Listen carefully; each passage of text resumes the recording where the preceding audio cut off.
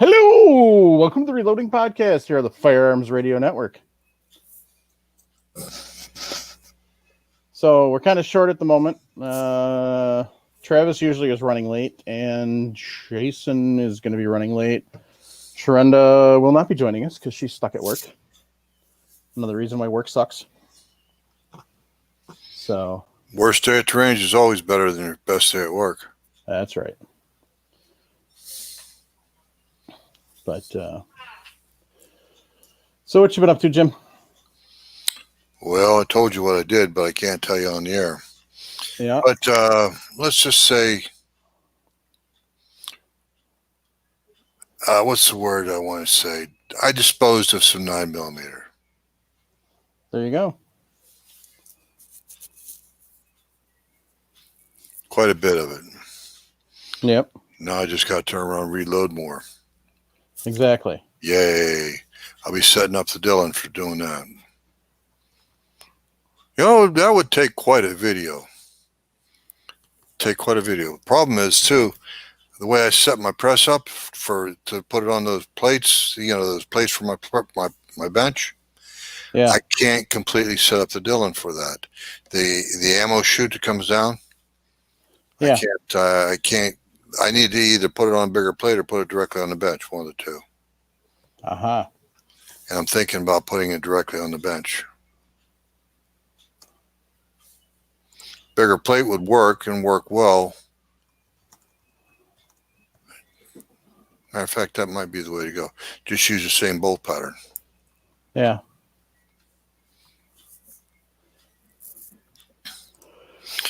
Did you ever do anything with that plate that I sent you a couple years ago?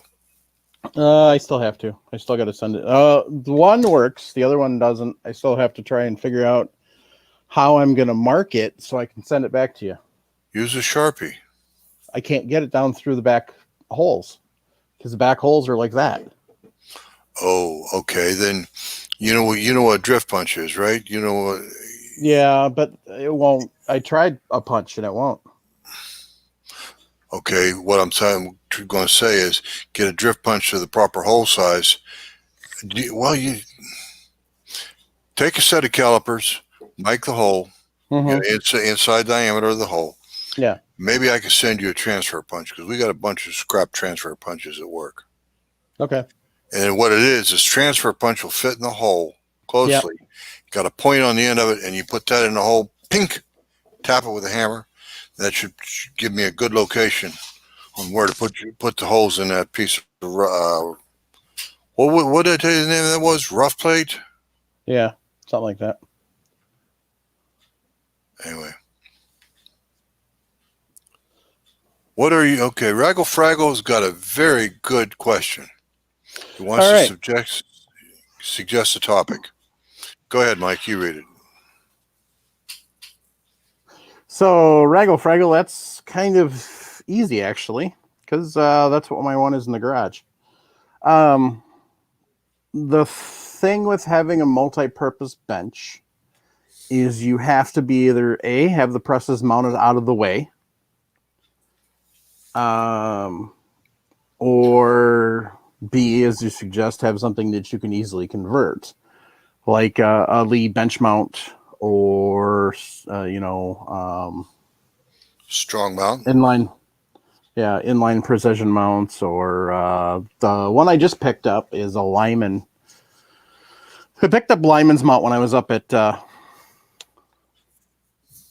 Rackab's last time, and so I'm going to put that to use and see how that works, because they said that the plate's drillable for different mount holes, so we'll see how that goes.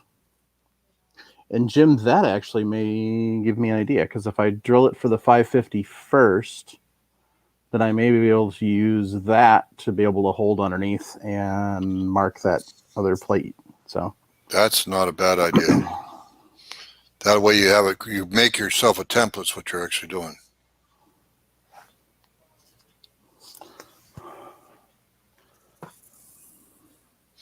Yeah, Hunt Shoot Off-Road corrected you. Inline fabrication, not inline precision. Sorry, inline fabrication.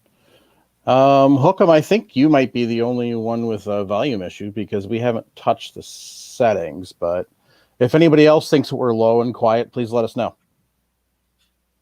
So, so yeah, you could do that. I mean, there's lots of different things. Inline Fabrication's got some great stuff. Hornaday's got one now too. I don't know how good that is.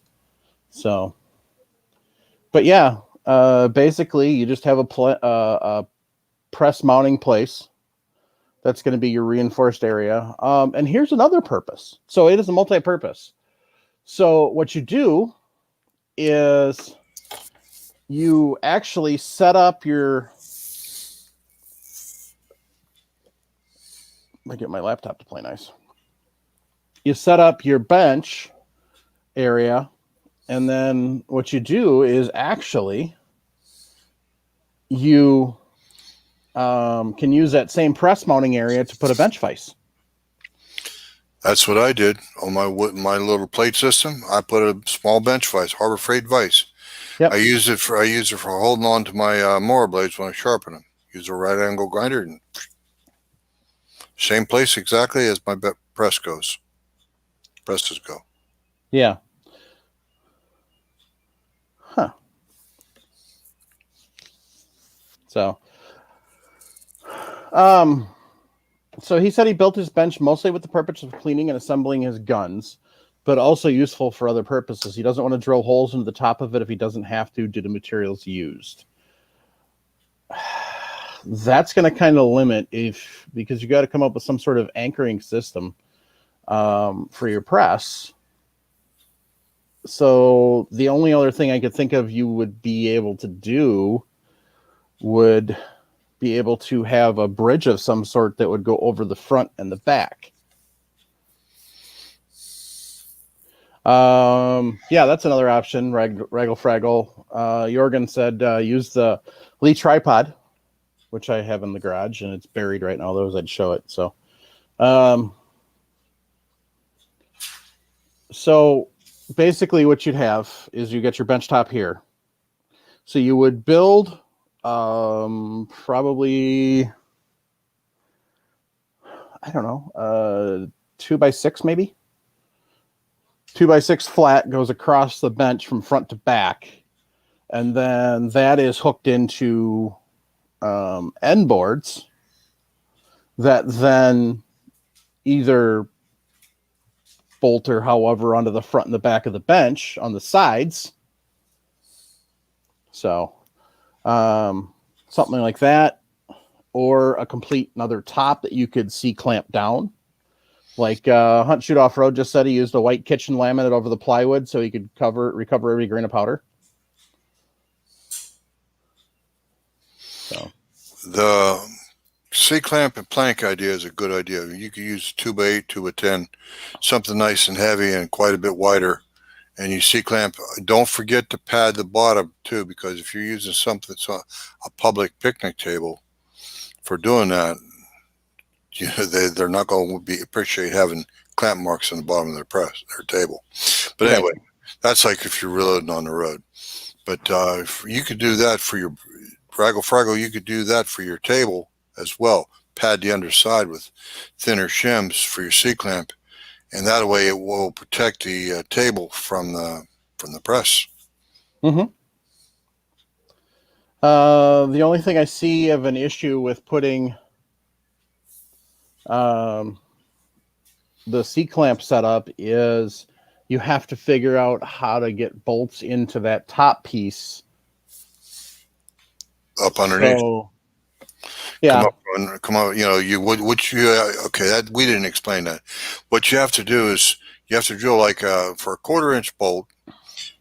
Okay, you use a 1/4-inch flat washer, a couple of them, and you then you use lock washer. But the idea is you want to put a bolt up in through there from the underside. So you got to have a 3/4-inch hole, counterboard, flat bottom hole, which you can do with a regular paddle bit, flat bottom hole to create that opening on from the underside, lined up, of course, with the holes in the press or whatever piece of equipment you're putting in, and then bolt it down from the bottom, or bolt it up I should say. The bolts go up through the plate, and you just put your fasteners on the top of your press. You don't forget to put a lock washer and flat washer on top of it to keep from damaging marks on your press. Yep. But that's very, very, very secure to do it that way. Hi, Sharenda. Bye, Sharenda. Exactly. So he said he's using the C-clamp method, but it's not very stable. So I guess it's not as sturdy as he likes. So I guess I would have to see how he's doing that, because if you have like a half sheet, say you've got a 84 by 24 bench, so 84 inches long, 24 inches wide. Even if you had a half sheet, if you had 4 C-clamps, it should be pretty stable. Yep. The other thing is, Mike, with that, it depends upon the clamps themselves. You need to have a good size C-clamp, not no little stinky old 3-inch clamp that can barely clamp onto a 2x4. Yeah. You're going to need a very secure, at least 6-inch, if not 8-inch C-clamp, something that's going to reach in there, big C, reach into the table like so, and grab a hold of some meat. Yeah. Yep, like big 8-inchers that I use for compressing brake pads. Yeah. So. Yeah, the piston in your disc brake calipers. Hello, yep. Travis. Hello. So Raggle said he's going to share pictures of his setup on Discord this weekend. So.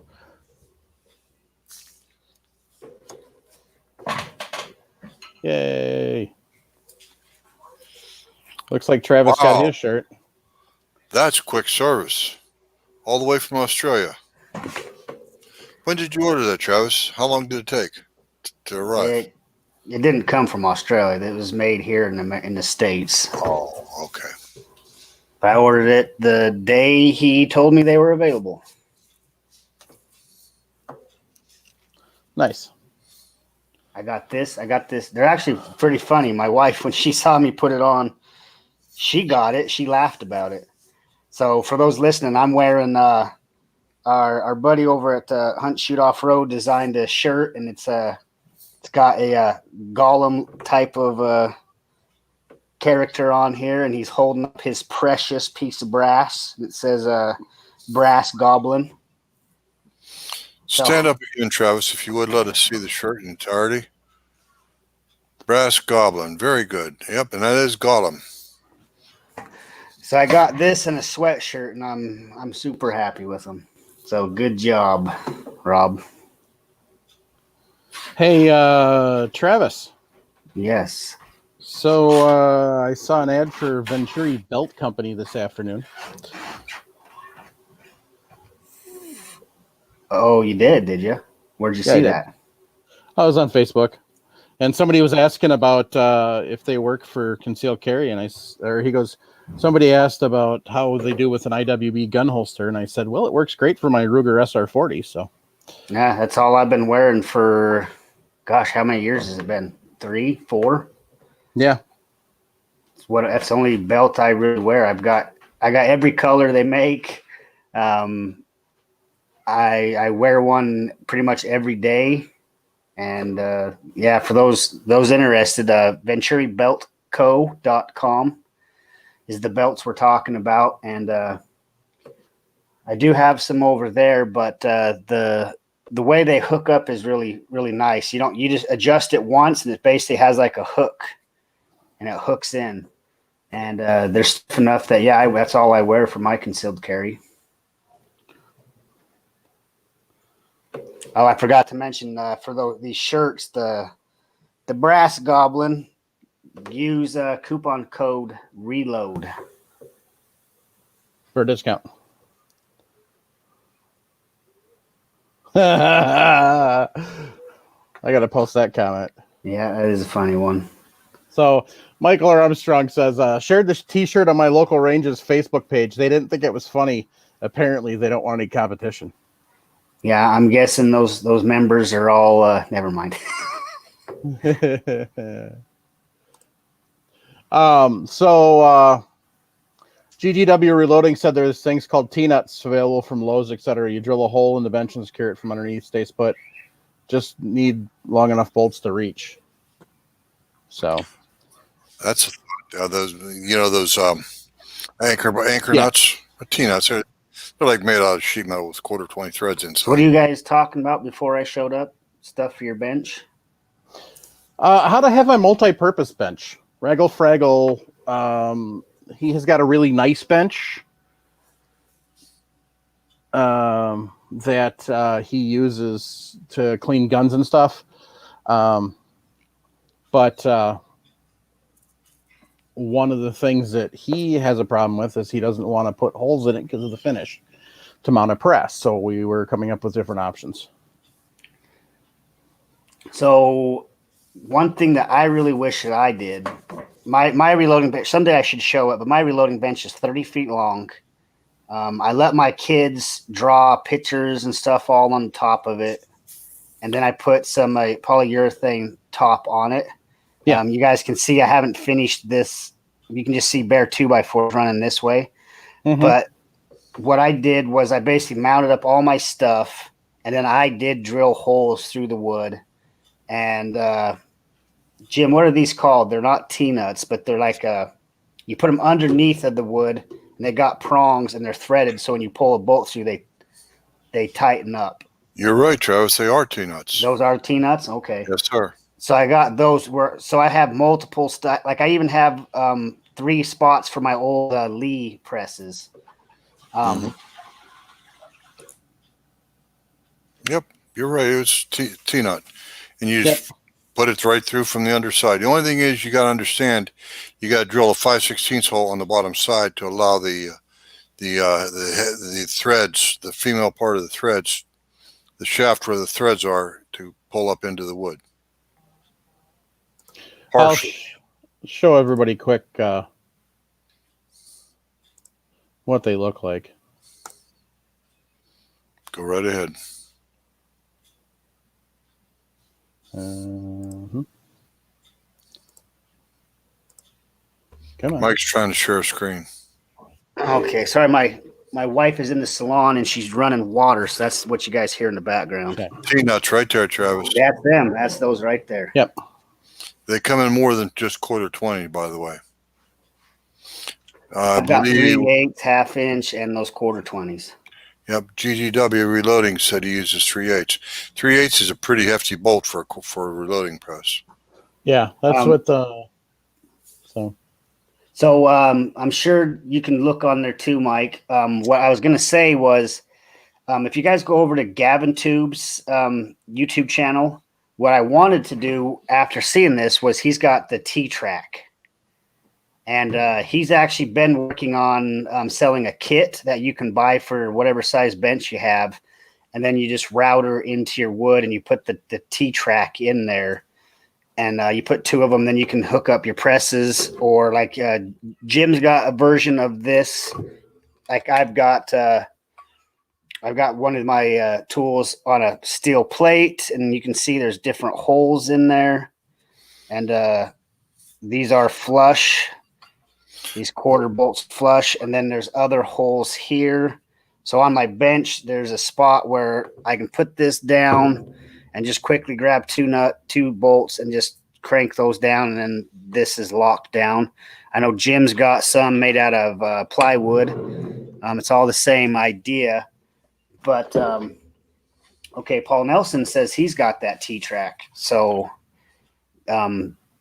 that's what I wish I would have done afterwards, because it seems very versatile, because you can mount anything to those T-Tracks and actually slide them back and forth and move them anywhere you want. And they seem to be they're not just, go ahead, Jim. What I was going to say is that lends itself, what you have there, that steel plate, lends itself very well to the C-clamp method. Because C-clamp is not going to hurt that steel. I know you do something more permanent, but before you came on, we were talking about C-clamping to a bench rather than drilling holes in the bench. Yeah, I think the clamps looks kind of tacky, and then you have the clamps in the way. Yep. I mean, that's just my opinion. But the nice thing with this T-Track setup is you can have multiple things and shove them and move them. On Gavin's channel, he even has, like, I've got a post that I'm looking at right here, and he's got these plates set up so you could actually pull this off your T-track, move it, and put it onto the post, and have multiple presses and stuff. And then when you need something, you pull it back off, drop it in that T-track, and off you go. Because even though my bench is 30 feet long, it is so clustered. If I was to turn this around and show you guys, I'm out of room. I made in between presses, like right now I've got the Dillon right behind me. Then I have the Lee APP right there. I've got a rock chucker next to that, and then I've got a Hornady single stage next to that, and then I've got my shotgun press at the far end there, and I've got probably 4 feet in between for working room. But when you're trying to work in between there, you still feel like you're too tight. So it would be nice to be able to pull stuff off and move them. And like I say, I do have them mounted on plates, but now I need to figure out a way to take them off, stick them somewhere else. And if I had that T-track, you could kind of just shove everything, loosen it up, shove everything out of the way, and have plenty of working room. Hey, Jason, or question mark, what's going on?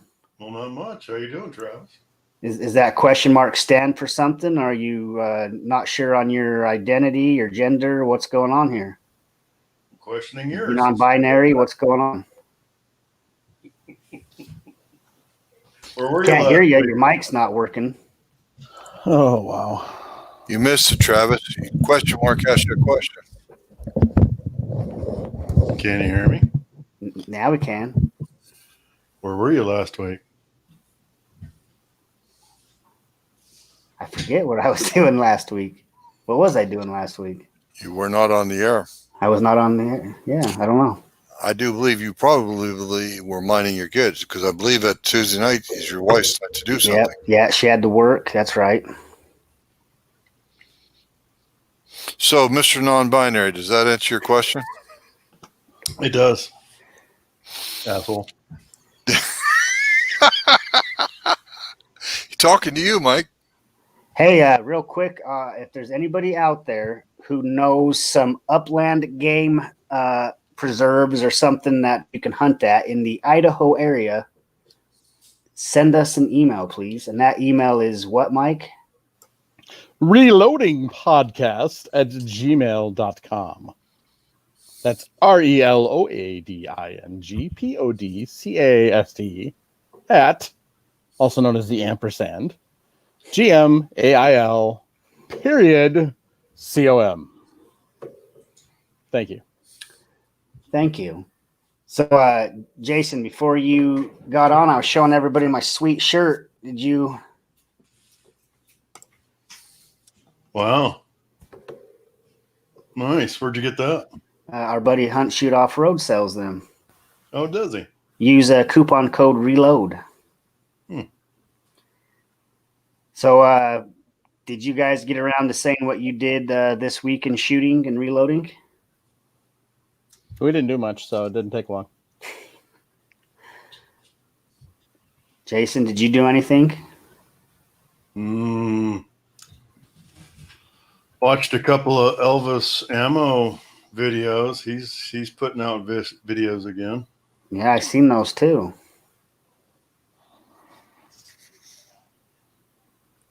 That's And all. No one went. I watched Hunt Shoot Off Road video too.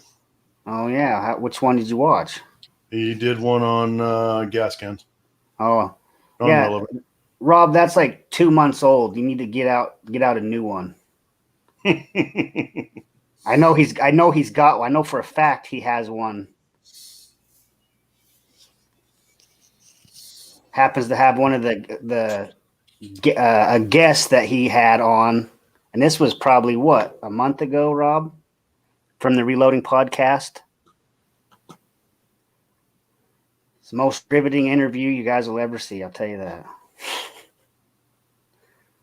What did you do in Guns and Reloading this week, Travis? Oh, so For those that have been watching the This Week in 3-Gun videos, I've been editing my last video, and I've made comments in some of my videos that when I'm shooting my rifle, sometimes I'll be dead on, and then I'll move somewhere, and then I'm way off. And after editing videos, I found out what was happening. I was just thinking it was me. Operator error. Yeah. Yes. Let me grab something. I'll show you. I had a video, and I went and I seen what I did, and I went to other videos that I had that issue, and I seen what I was doing. So it's just going to be easier for me to show you guys. But this has happened to multiple shooters. So 1 second.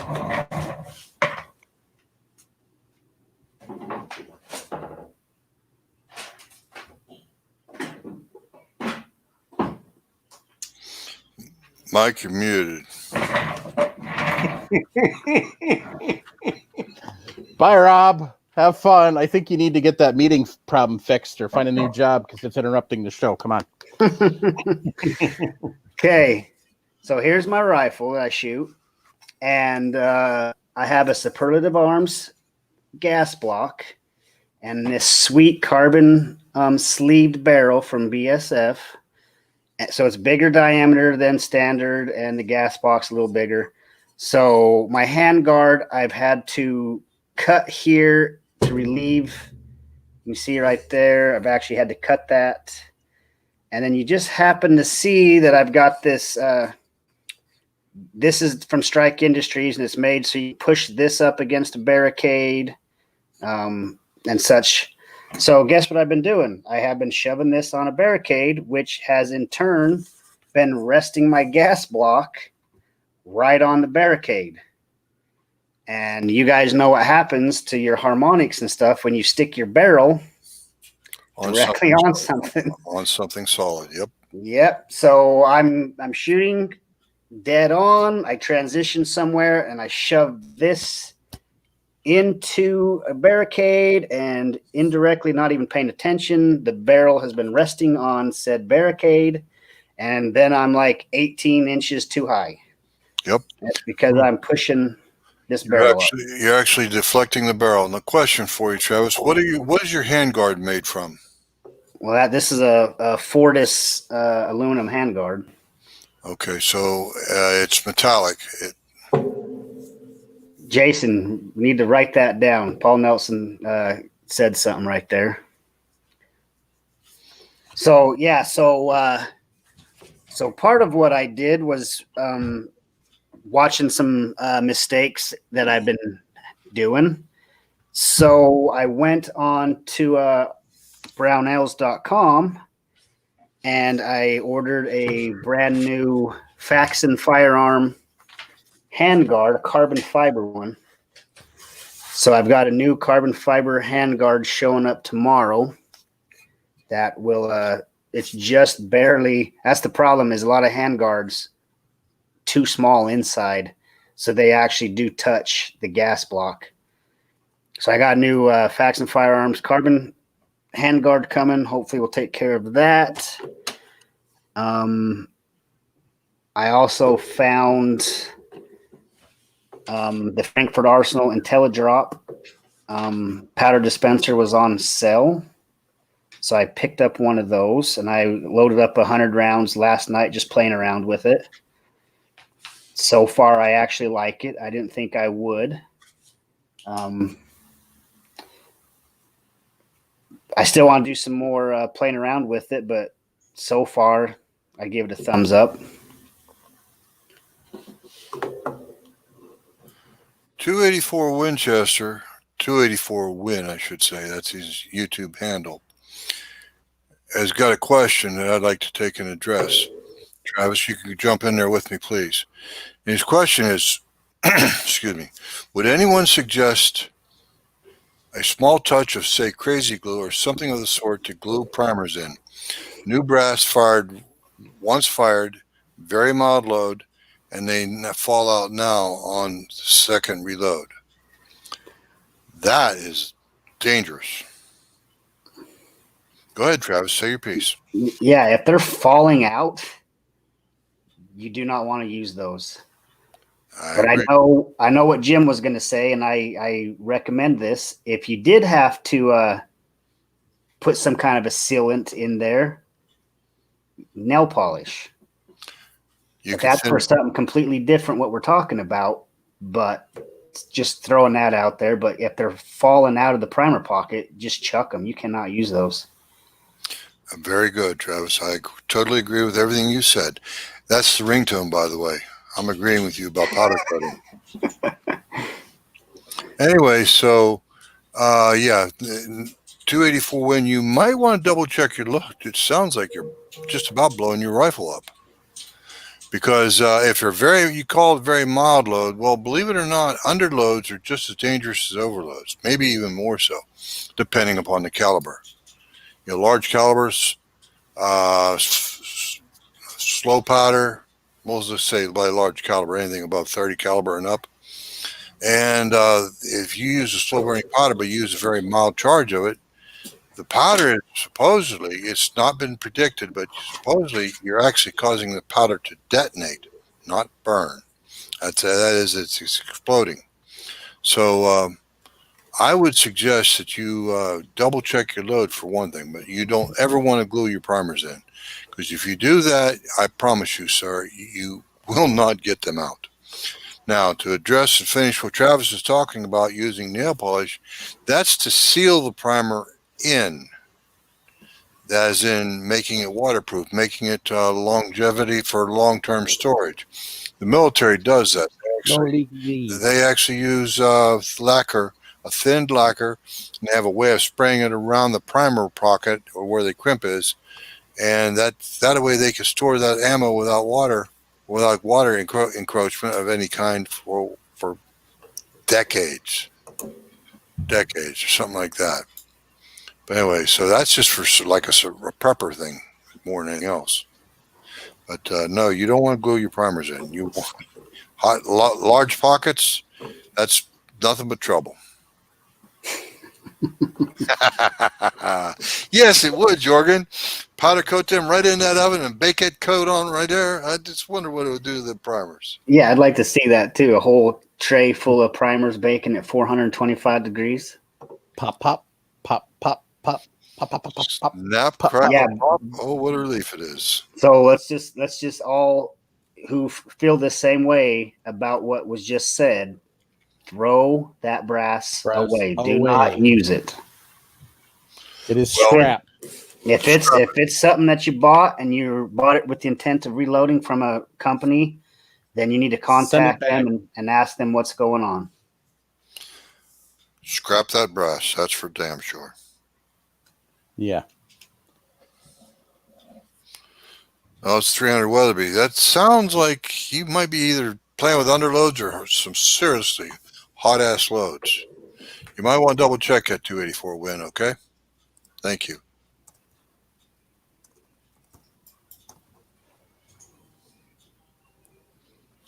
Mike, check the private chat. Yeah, I did.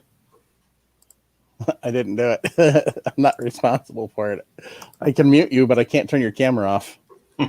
So. So,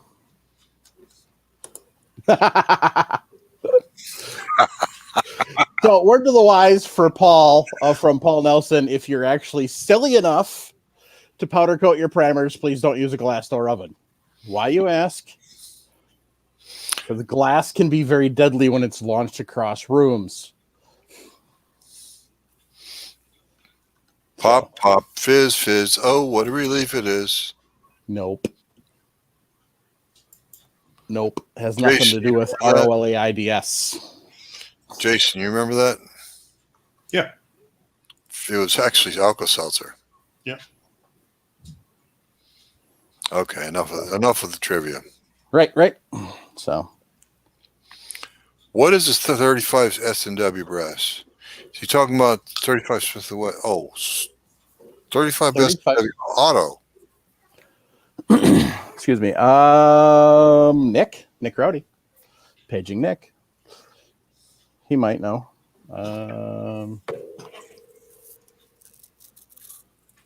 I was somebody had asked in the chat a little while back about videos showing how primers are made, and I don't see any. So I've been wanting to make my way up to CCI because they're here in Idaho. Get up there and see if I can get an interview with them, and because that's something I really want to see too.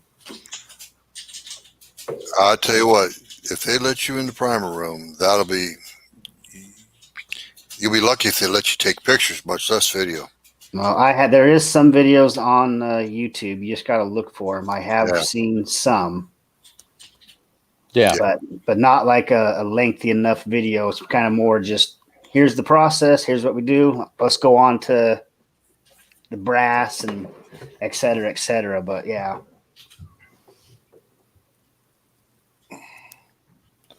So Buffalo Arms, which it looks like they're out of stock right now, but Buffalo Arms does make 78 grain, 35 Smith & Wesson Auto.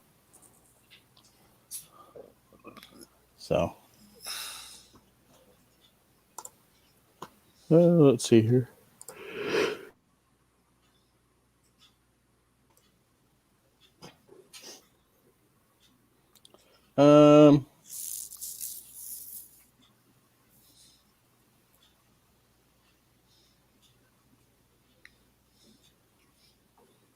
There you go, Travis. Taco and French fries. Got a little comment. The interview with CCI, Cascade Cartridge Incorporated, would be super cool. Actually, I didn't even know what CCI stood for until Mike showed me an old box of primers with right here on this podcast. An old box of primers, Cascade Cartridge Incorporated. Yep. Never thought to ask. That'd be great if you could do that, Travis.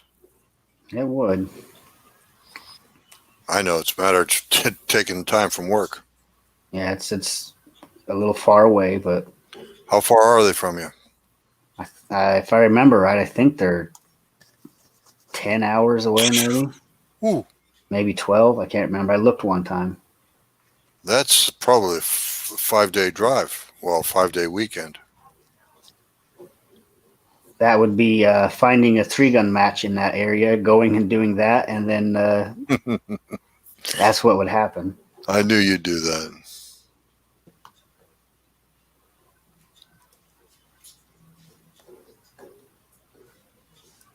So I like the last comment. I've been following this a little bit with this 3D printed gunpowder. It's on. There's an article on the firearms blog. Did you highlight that comment right there? And let's talk about that a little bit. Yeah. So yeah, there was an article on TFB a couple weeks ago now about 3D printed gunpowder. One of the things that they're experimenting with is being able to print different sizes and stuff so they can fit in different cartridges, and it'd just be like a drop-in. It's kind of like the pellets for black powder, but you could 3D print. However, this is not something that's even close to being available. They're still having problems with it getting to print and not ignite. So my first thought is, you talk about caseless ammo. There it is. Yeah, that's one thing they talked about. Yep. Printing it in a round, or the possibilities were endless, because like you're just leading up to, you can change the burn rate just by changing the shapes. They talked about how you could basically go out, shoot a group, come back, print different sizes, or just anything you wanted at all, and come out with exactly what you were looking for. That is incredible. I'm speechless. Speechless. That's what I am. Printing your cartridge in around. Actually, I've seen caseless ammunition experiments where they actually made a square cartridge, and you could actually see it would feed better. And you put it in, you run your loads up into the handgun or rifle, and in one direction, you rotate the index at 90 degrees to line it up with the bore, and off you go. Yeah. H&K did some experiments with that. I guess that was quite costly.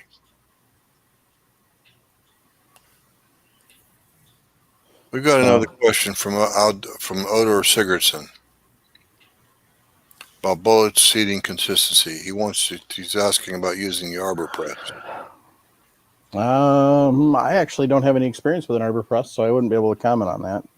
Well, I know that's what a lot of bench rest shooters and stuff use. Mm-hmm. They're supposed to be super accurate, but they're not anything like what we're used to seeing for seating projectiles. Yeah, it's not like a little Arbor press where you take and press a bearing into a hole, or powdered bearing, powdered metal. Yeah, that's what I'm talking about. Well, actually, the ones that I've been seeing, they do have. It looks just kind of like an Arbor press, like you're talking about, but then they have two separate dies. You basically take the bottom one, drop your cartridge in, take the top one, shove it over top, stick it under there, and the dies do have like micrometer adjustments on there, and you stick one case under, run that down, and it's supposed to be awesome, but they are very expensive, and you have to buy all your dies for very expensive dies. Yep.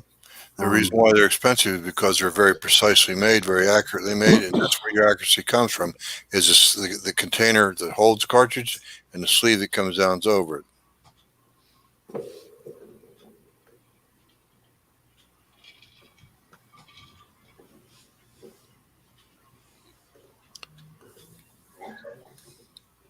Daniel Anderson has a question. It's interesting.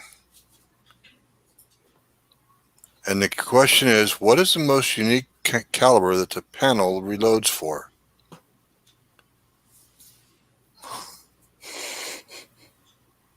My cartridges are all common stuff. 22 rimfire. I actually have the equipment for reloading 22 rimfire. I've never even cracked a blister case. What's the most oddball caliber you reload for, Travis? Well, it's not oddball anymore, but that would 458 SOCOM. In my case, it was 280 Ackley improved. Mike, how about you?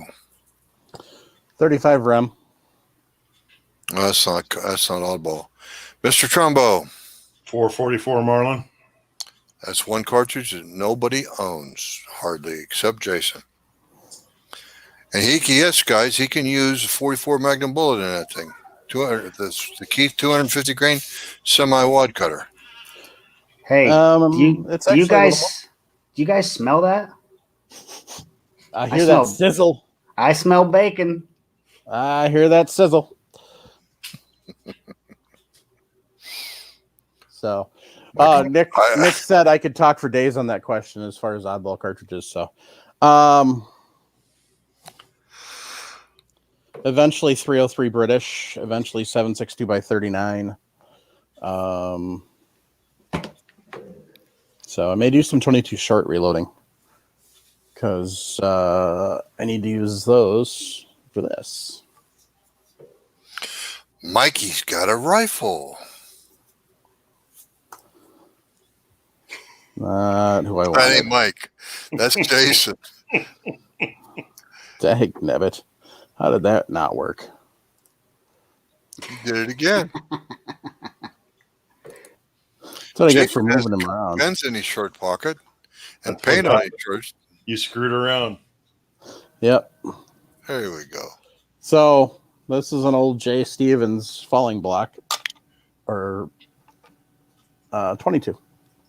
So that's J. Stevens, guys, not Stevens, not Steven Savage. And actually, technically, it's J. Stevens A and T Company. So Anything, Chicopee Falls, Massachusetts. is there anything closely resembling a serial number on that thing, Mike? Yeah, kind of on the bottom. So, but I'm not sure exactly.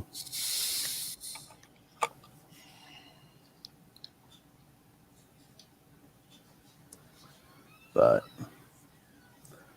yeah, I just picked it up. So we'll find out. It says 22 long rifles. So, but let's take a look down the bore for fun. So, Gracie, shut your mouth. Mm-hmm. Mm-hmm.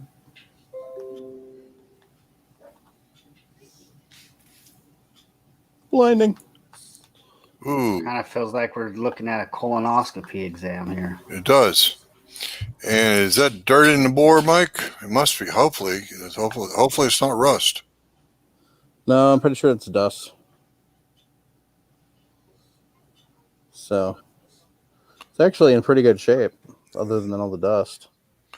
I can see the lands and grooves a little bit. Something closely resembling lands and grooves. Yeah. I see the spiral. Yeah. Keep going. You're almost to the breech choice. Yep. There we go. Plain rifling. How kind of dirty.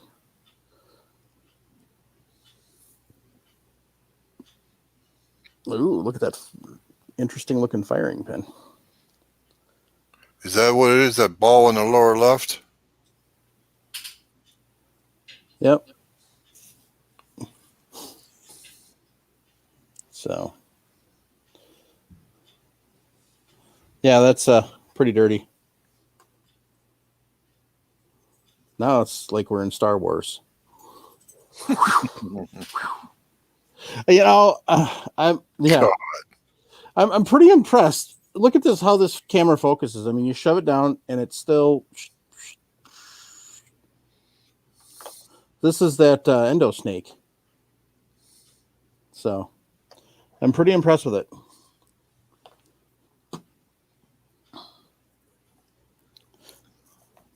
But I mean, even when you look around, it's upside down, of course, but it does even distance very well for what it is.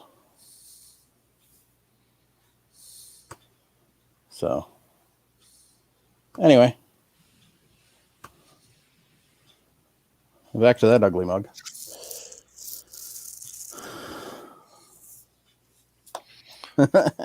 We have a question that we missed here a while ago from Odor Sigerson. How heavy can you go in bullets in a 308 with a 112 twist for longest possible shooting? I would give that one maybe 180 grain. I think if he wants to know for sure, he should look that up. What are those charts called? Twist rate charts? Is that what they're called? Probably. You could find out for sure, and really the let's say your maximum was 180 and you wanted to shoot this 200 grain, you have to launch it faster to get it to spin faster. That's the trick. There's sometimes there's ways around it, but if you're not that familiar with it, don't experiment. Yeah, because you launch it faster. There are only two ways of increasing your velocity. Well, three ways actually. One, longer barrel. And that's legal. Two, use a slower powder. That's legal, but you've got to watch your max loads. There's a limit even then. Yep. 3, overloads. And 284 Wins says he's using 190s in his 308. They work very good. I personally like 175 SMKs in mine, but I have not experimented with how heavy, how far, anything. I just like the 175s. Jason, what's the best shooting you've ever done? I know you fired at 308 at a mile. You scored a few hits with that thing, right? No, not my 308, Jim. I did that with a 300 rum. Oh, I'm sorry. That was a borrowed gun then. Borrowed gun. My personal gun's 6.5, 1,530 yards or something like that. Well, that's darn close because a mile is 1,768 yards. Yeah. So, in answer to his question, JBM Ballistics has a stability calculator using the Miller stability formula. So 308 caliber using a 220 grain bullet weight. Bullet length is 1.5 was their value that they chose. Asks about plastic tip length. So if it was ballistic tip, it asks about muzzle velocity. They set muzzle velocity at 3,000 feet per second with barrel twist rate of 12. Temperatures 59 degrees. The barometric pressure was 29.92 inches of mercury. And you get a stability rating of 1.265. That's pretty good. 1.0 to 2.0 is stable. Military aims for 1.5. So, and yes, I will include a link to JBM Ballistics page in the show notes.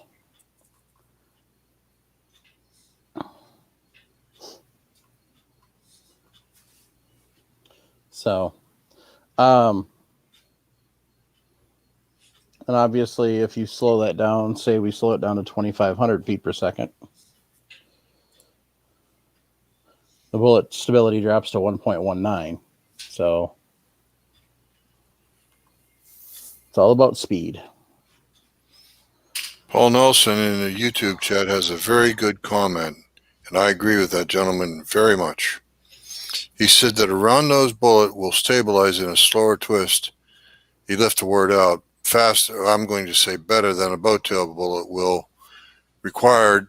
A bowtail bullet will require a faster twist rate in the same weight, and the reason for that is because the round-nosed bullet has a longer shank and better bearing surface. Bowtail bullets lose bearing surface to the ogive. They also lose bearing surface to the bowtail itself. Although there's weight there, but there's no bearing. I agree with Mr. Nelson very much.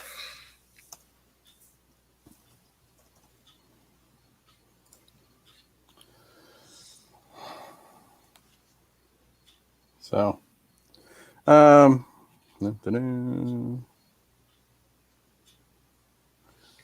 off to Sierra's manual to check on something. Are you telling Jared that that's a 220 grain launched at 3,000? Correct. That was on JB Ballistics. Yes. JMB, I think it is. Gotcha. JBM. JBM, thank you. Well, I probably won't be doing that out of my 308. No. Wouldn't want to be behind it either when you pull the trigger. That would hurt a lot. What's a good number for 308, 168 grain? 2675, something like that? Maybe 2500? So max charge with Win 760 is 47.3 grains. And that's moving it at 2410 feet per second. Mm-hmm. So, yeah. Thanks, Jared. Jared put the comment in the YouTube chat, 2650. He's answering my question. So if we go with the mid-grain charge of 2270 feet per second,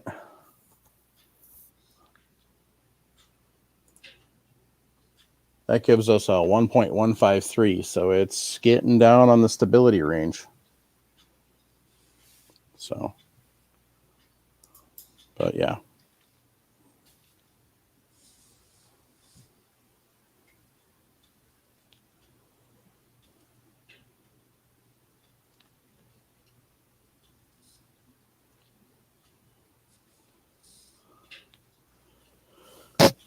Let's see here. So, well, we did have a couple questions, but we've gotten questions in the chat, so we'll save those for later. So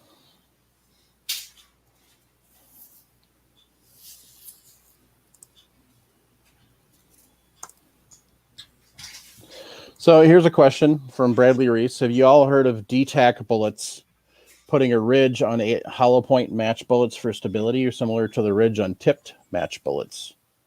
I have not.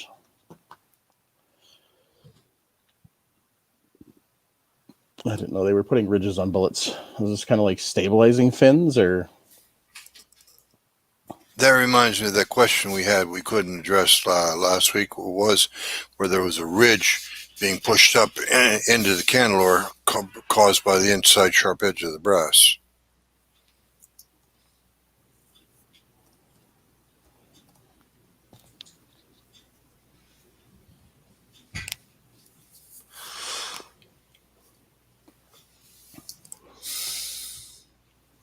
I heard that.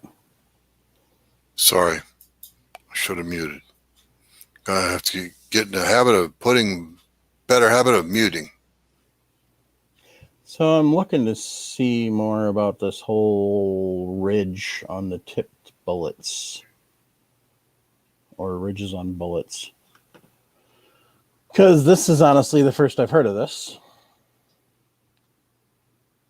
So,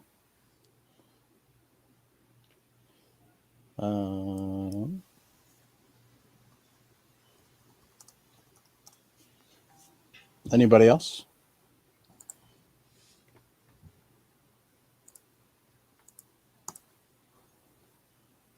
Travis?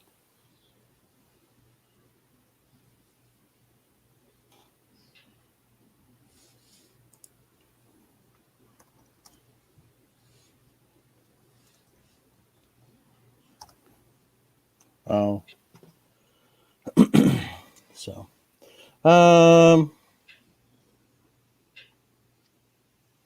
interesting.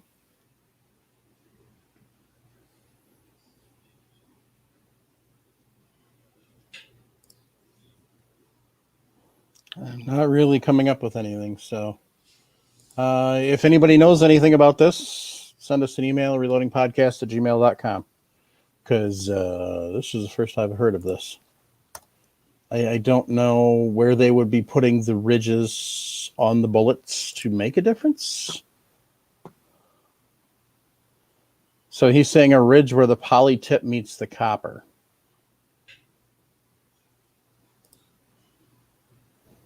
I don't know how that would improve stability. Oh, Paul said that's not a ridge, it's a rebated boat tail. Paul Nelson said that. Rebated boat tail bullet.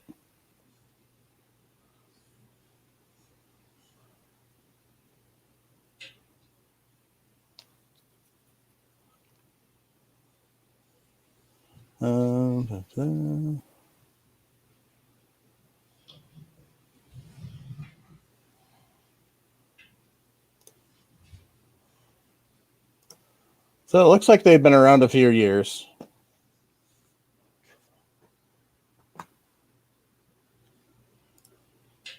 Oh, towards it.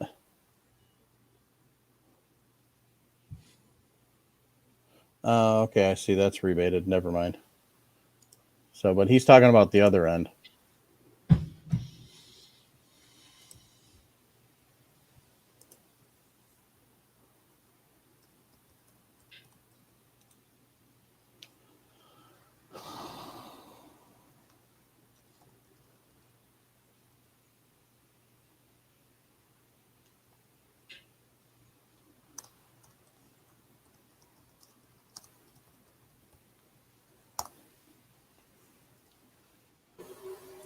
Do you have any pictures of this mic that you can share with us? No, I don't.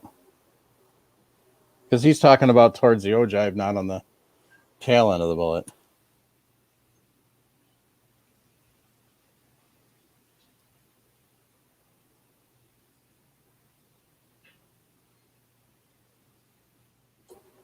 Paul Loud, that would be Ruffles.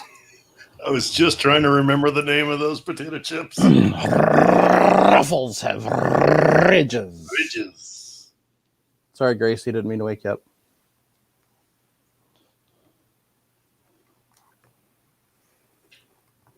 Gracie's busy sleeping on her perch.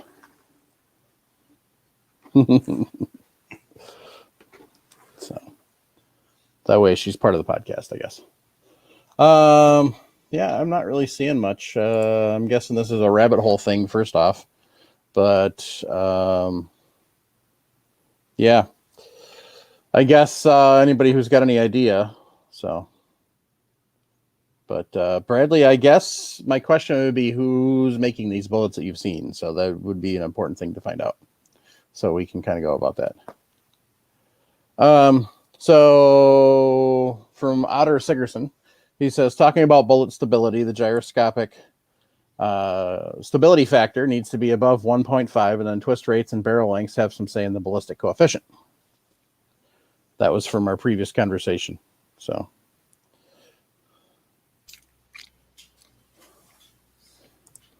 Oh, so it's another Gooding Green Heron says it's another David Tubb ring modification. So everything involving David Tubb is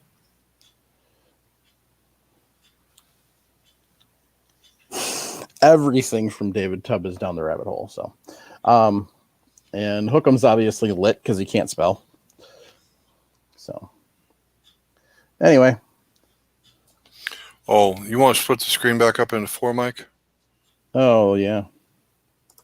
Where is There we Hookem go. commenting at? In the chat. Yeah, he's lit already. So. Well, you just about have to sometimes to listen to us, right? Right. So, Sinclair makes an Arbor press as well. They're actually not bad. They're $100. Back to that previous question. So, Yeah, but what about the compression tools? You know, the I don't seating know. tools themselves. I don't know. I didn't get that far. So, that's a whole different. So, it's also sold as a part of a complete hand die reloading kit. So.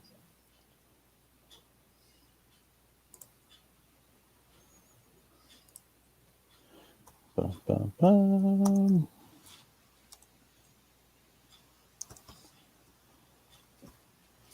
We'll check that out. Whoops. Kit.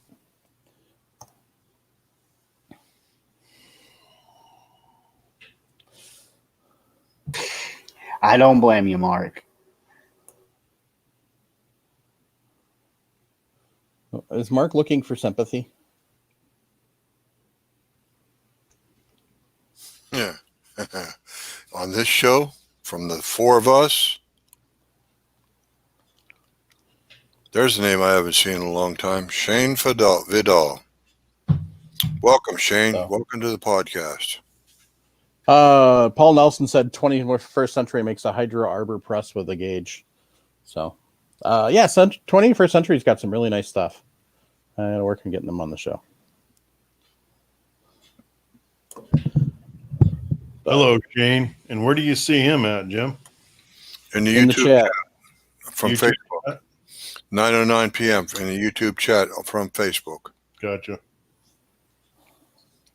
Look for the blue circle with the white F. I'm not on Facebook. Thank you. I know that, Jason. I know that, but you are on YouTube. You are on YouTube, and it's in the YouTube chat. I'm on YouTube where? Or don't you have a YouTube window open? No. Oh, never mind.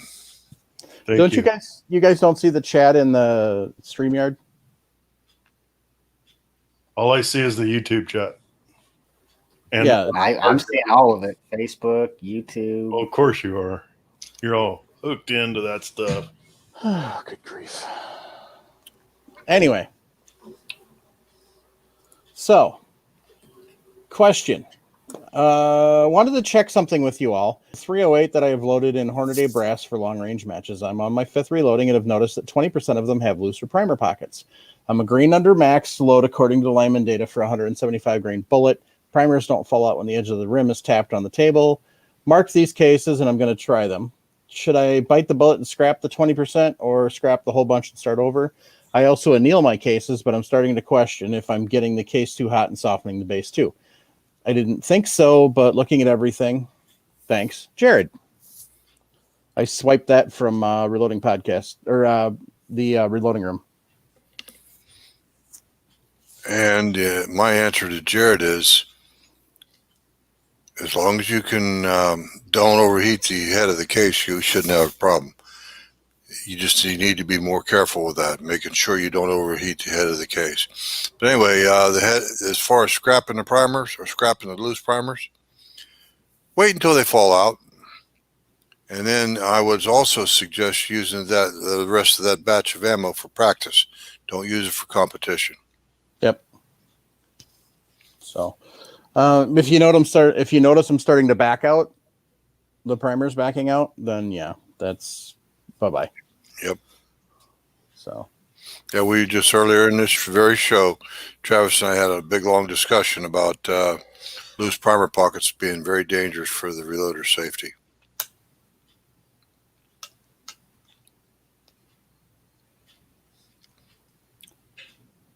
You were going to play something for us, weren't you, Mike?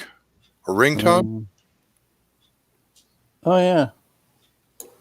Yeah, where'd that go? Turn up your volume, people.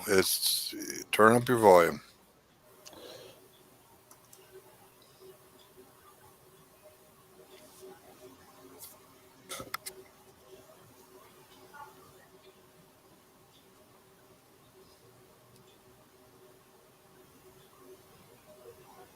Well, I'm hoping this is what I think it is, and I hope someone can put some music to it.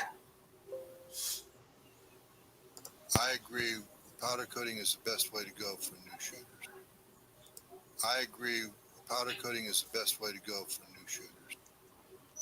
Nice. Now we just need to add some music to that, and we really, really got something. I'm not going to back off. You can do it all your own, buddy.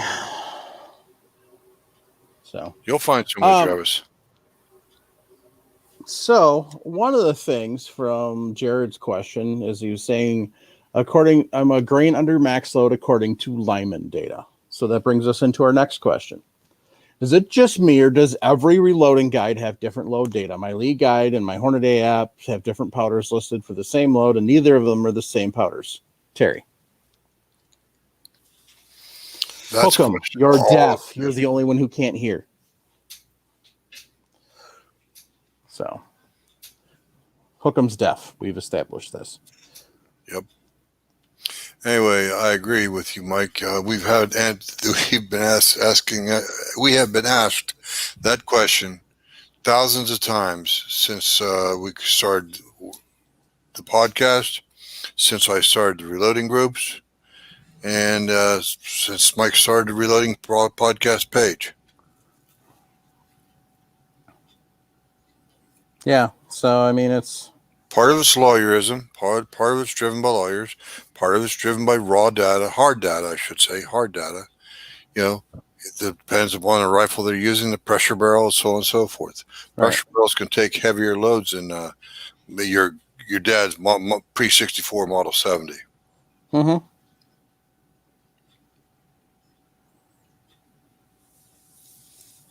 So, yeah, I mean, it's a lot different, depending on who's when, how. So, I mean, that's kind of the big things. Is what did they use to test it? Are they using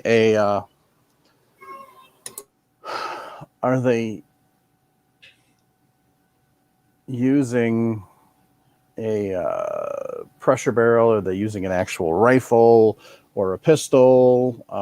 Did they use Thompson, center versus a regular pistol with a longer barrel? That type of thing. So back to the audio clip. Yeah, unfortunately on this setup, it doesn't play very nicely over the way it's set up. So, because I'm in the house right now, because I had problems with the fan on the computer in the garage, and I haven't fixed it because, frankly, it was hot in the garage, and it's nicer in here. So, I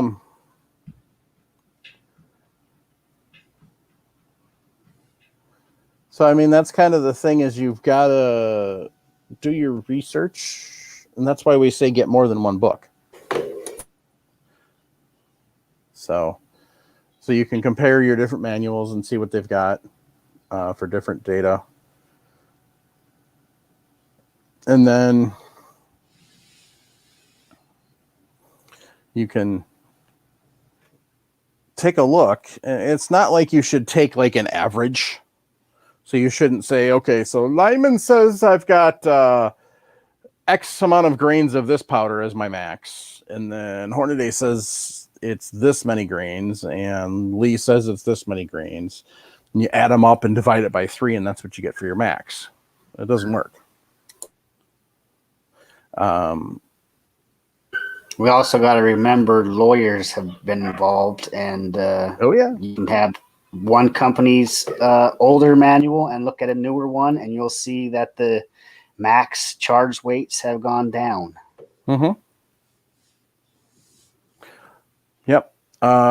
Some of that, not much, but some of that is the improvement in powder quality. So, maybe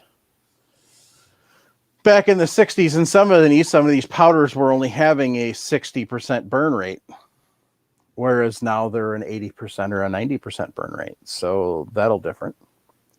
So Paul Nelson said your chamber will give you what really is your max load. So. Yep. Thank you, Mike. So, and Daniel Anderson said they also specify the firearm specs they ran it through. Yeah. If you look, your manuals will tell you what they used for a test barrel. So, but, there's a lot of different factors. The single biggest, by the way, by all means, is lawyerisms, because everybody's downloading, so they don't have to worry about somebody idiot running 1/10 of a grain over the max charge and blowing up the rifle because they're dumb and they weren't looking for pressure signs, that type of thing. So a tight or a rough barrel can increase pressure into dangerous levels as well. Mm-hmm.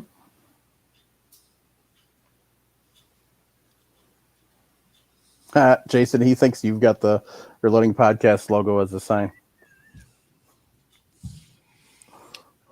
I don't. That's Nope. something the computer put up there for some reason. Now Travis has it. Yeah, leave it with Travis. I wonder if I can move it right dead center. Put it over Jason's face. You can't hide that ugly. It It just shines through. Spell that ISELIN, Jason. I didn't say all that. I just gave him the opportunity to lay you out. Mm-hmm. Yep. You set it up, and I spiked it home. So, you really got to do your homework on it. And like we always say, start low and work high. Watch for pressure signs as you go. And, maybe some of your higher charges were done in test barrels versus actual firearms.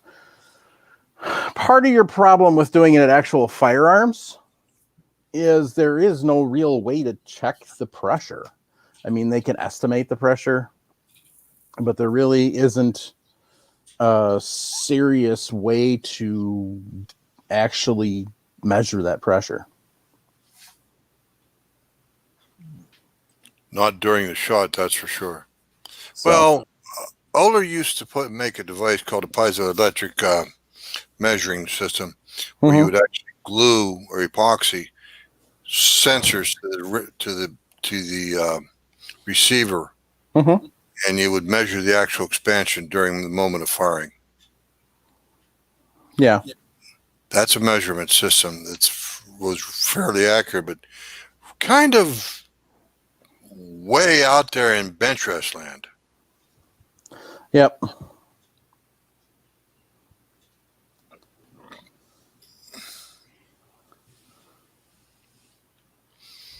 The other thing is too, there is another way of measuring the pressure afterwards, but it involves using a blade micrometer, being able to measure being able to read a micrometer to the 10th of a thousandth consistently. That's 1/10,000th of 1 inch consistently, and you got to measure between the rim of the case and the expansion ring inside or on the outside of the bottom of the heel of the rifle cartridge. Yeah, it's like I would go do better if I would use some of Travis' style indicator setups. Yeah. Yeah, I need to do a video on that because that thing is pretty handy. But I know a nice way to keep track of all this info. Have you guys been playing with that Reloading All Day app? I tried it a couple times and I didn't particularly care for it. But please tell us about it.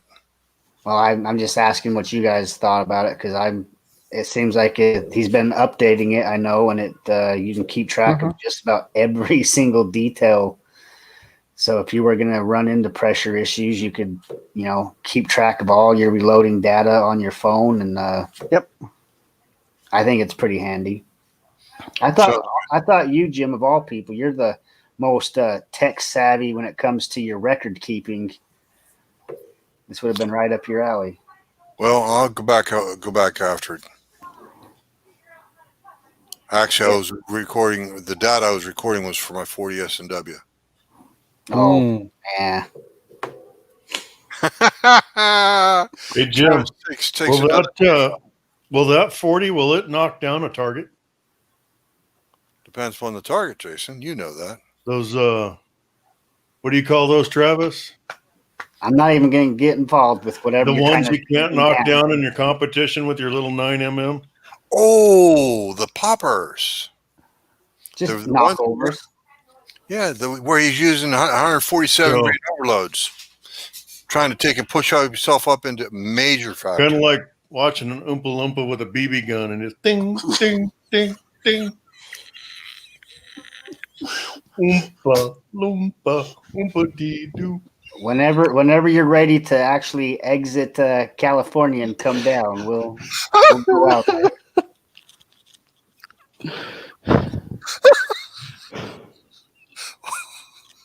Boy, that come clear out of the damn blue sky. It came from here, I swear. Wow. It had nothing to do with it. What are you drinking, Jason? I want some. Usually I blame it on some smoke, but my God, it must be good. I'm going to have to try some of that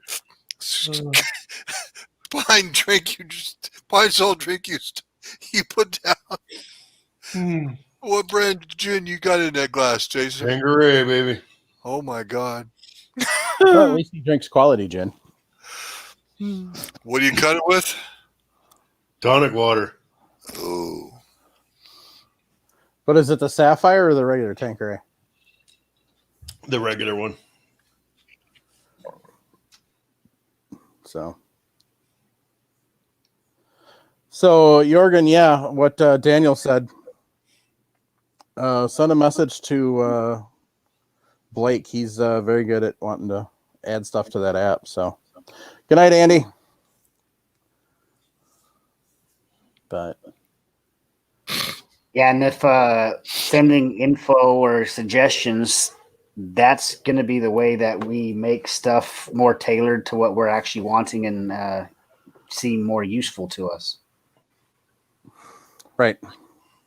I agree, Travis. I guess that's kind of a shortcoming. I laid it at the feet of the app rather than Well, if I got a problem with the app, I guess I need to put some feedback out there. Yeah, I mean, there's so much stuff that apps can do, like that IntelliDropper that I just picked up. You can control that powder dispenser with an app on your phone. You can even store your, label. Let's, pick a caliber. You can label different calibers, and then you don't have to go back and program stuff. You can just pull up your app, hit your 280 Acme, hit the button on your app, and your powder dispenser knows what you have that set for. I mean, there's a lot of this stuff that's just getting to be real handy. That sounds like a smart powder dispenser. It did. The only thing I didn't like is it did take like 45 minutes to warm up. And it is super sensitive. It's very accurate, but it is very sensitive, which is a good and a bad thing too. So it sounds like an expensive one to me. What, the IntelliDropper? No, it was, I think retail they're like $200 ish. Oh, so it's not much different than Lyman. Yeah, I had the Lyman Gen, what is it, Gen 6? Yeah. I got the newer one. I like it. It's not it. I actually so far like this IntelliDropper a little bit better. Yeah. I've seen quite a few people that have been using it and really like it. So yeah, it seemed like when they very first came out, they had some issues, but that's what happens when you always jump on the first thing when it's released, I feel like. Yep. Yeah, OCD Outdoors. That's right. They're about 200, and they were on sale. So I did not pay close to that. OCD Outdoors said he did a review on his channel. I will have to go look because I've been watching a lot of reviews on it on YouTube. I've probably seen that one.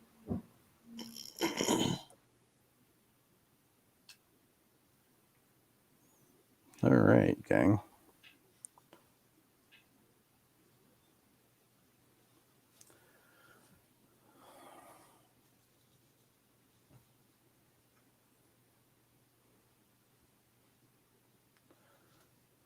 So I think so. Andy 79Z28 said I did a review also and have one of the first ones shipped.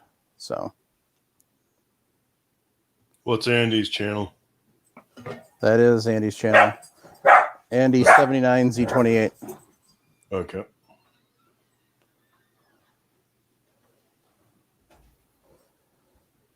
Purchase a RCBS bullet sizer lubricator. Are they still making them? So, Yes, Mike, they do. A lot of people are still using the old traditional way, which was ahead of it, which was done before ALOX. yeah.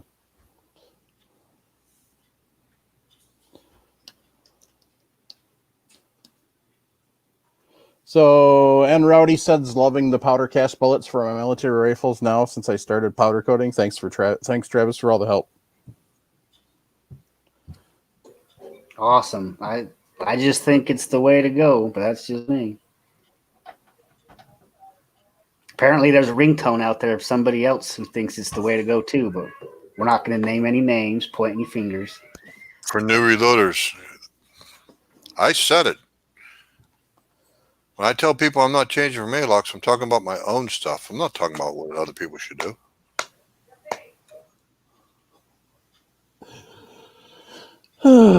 Good grief. So, Travis, throw Hunt Shoot Off-Road's link out there. Carl WVU wants to know where to get that shirt. Yeah, it's Hunt Shoot Off-Road. Use coupon code RELOAD. I don't know why you want to know what size shirt I'm wearing, but Hunt Shoot Off-Road. He's got any color shirt you can pick and put this on there. This one's black. I got a sweatshirt, a hoodie also from him. And they're very reasonably priced too. Yeah, it is the Brass Goblin. And it's pretty funny because he's holding up I would have went with a different caliber, but he's got a 45 ACP piece of brass he's holding there, and he's got a little bag down there at the bottom. He's been collecting, but that's your local range goblin. So if you're at the range and some guy gets offended that you're wearing this, that's your local range goblin right there. Yeah, these guys pick up your brass when it jumps out of your handgun. Yeah, if you remember, before Rob designed this, another guy in Australia, Vemjan, was telling us a story about how he was literally shooting, and an older guy came up behind him, and as he's shooting, the guy was catching the brass out of the air and got all fours and was picking up his brass as he's shooting it. Jeez. That's the ultimate range goblin right there. Now, and Rowdy, you're not a range goblin if you're picking up brass when you're the only one out there, such and such. But if you're catching people's brass out of the air, or as they're shooting, you're over there swiping their brass, you're a range goblin. Yeah, I mean, if you're standing there with a butterfly not catching brass as it's coming out the gun, you're a brass goblin. Yep. So, Travis, Greg Wyatt has a question for you. What's your feet per second difference with that powder measure? What do you mean my feet per second difference? So, what's your extreme spread? That would be my thought. I say I just got it yesterday. I loaded up 100 rounds. Well, damn it! Get it done, Travis. I say Crap. It seems all I can tell know this information. He doesn't need to know nothing. Ugh. All I can tell you is it is large. I think it's almost 13 inches long, so it sits off your bench quite a ways. It's very nice. The audible beep on it could be a little louder. So like when you reach your charge, it beeps at you, but it could be louder. The power and dispense button are fairly stiff, which I don't like, but it seems to be very accurate and a nice unit. I like Paul Loud's comment right there. Even Gollum would not pick up 40 S&W brass. So Ricky Spurgeon on Facebook wants to know if anybody has tried the Frankfurt Arsenal Universal Bullet seating die yet. No, but I do want to pick one up. But I know there was someone in the chat a couple weeks ago who said they picked one up, and I almost think they're in the chat tonight. I played with it a bit at SHOT and was kind of impressed with it. But haven't gotten serious enough to think about it. So Paul Nelson just asked if I have chronographed my loads yet. I don't know which loads he's talking about. If it's the ones I just loaded last night, no, I have not. But I don't own a Crony myself. Usually, I have friends that have one, so when we go out, I just borrow theirs. I forgot that I did actually just pick one up. I need to go pick it up from where I purchased it from, but I do. What'd you get? Now. It's the Caldwell. Forget which. It's actually my buddy's. He wants to get the Bluetooth one. I can't remember which one. It's one of the newer Caldwells. The upside down one? No, that's the one I wanted to purchase. I know it's not that one. He's purchasing the one up that has the Bluetooth capability. So whatever that one is, I've got the one just under that. Oh, okay. Ooh. So Jorgen said you borrow your crony's crony? Correct. Indeed.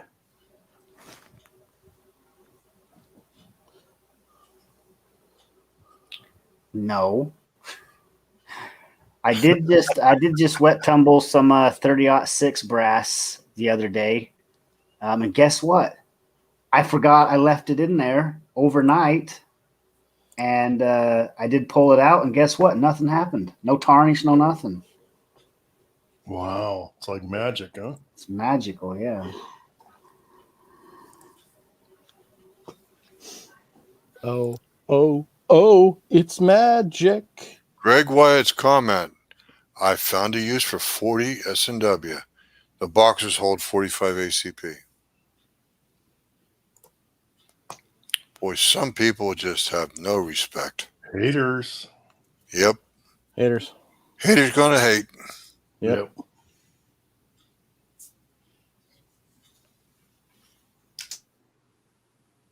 Paul Nelson said, Travis, you need to get the lab radar. Yeah, it's true. Why I don't know you? Mike's got one. Well, Yep. I guess what we need to do is have Mike send that to me. Nope. That's not going to happen. Not unless you're sending your 1050 with the auto drive back this direction, bub. Yeah, that's not going to happen. No, there you go. Now you know. So, looking at the bullet seating die to explain this to Daniel. Well, basically, it's as simple as this. You got your die body, your main die body, and it's got an open cutout. Yeah, I'm going to bring it up. And then here. you just basically shove whatever diameter bushing in there. It's a very simple concept. Come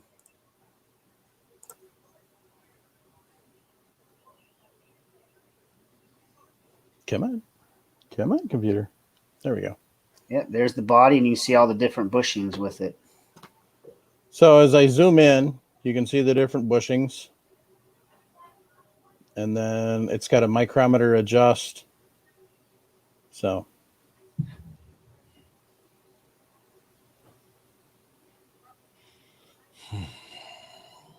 But that's kind of show different pictures, and there's your different pins.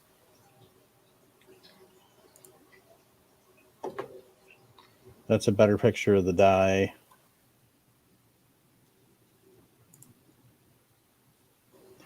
Yeah, it's a very awesome concept because you can just get this one kit, and you can do well right there on the right hand side. You got all the lists that it can do. So you're going to be really saving some money because just one caliber competition die like this can run you $100. So buying this Frankfurt Arsenal one for $100, you get that with how many does it have right there? 1, 2, 3, 4, 9 different calibers for $100. So.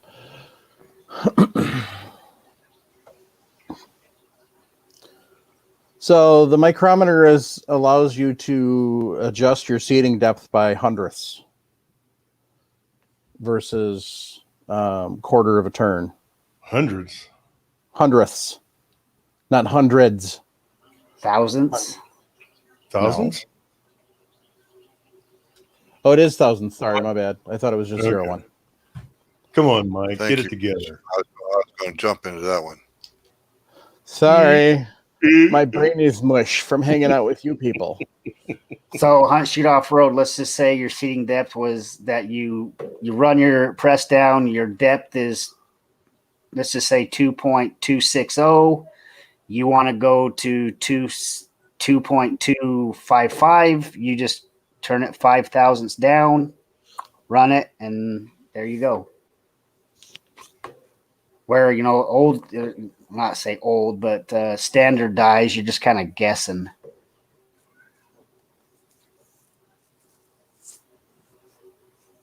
So basically what it does is it gives you the option to have a micrometer seating die with different calibers. Now, the fun thing, it does not include 30 caliber.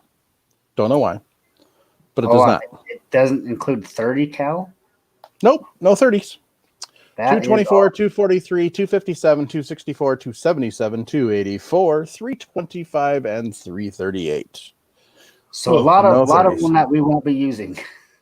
Correct. So I haven't looked enough into it. Can you buy different dies to go with it? Different bushings? Does not offer an option.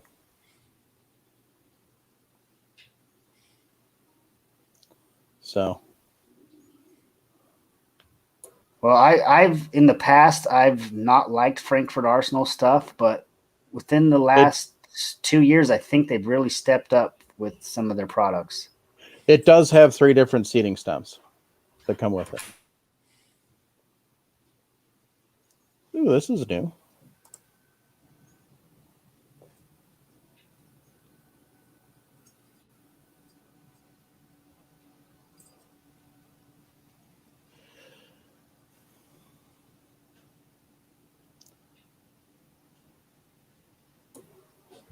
That is a different looking stuck case remover.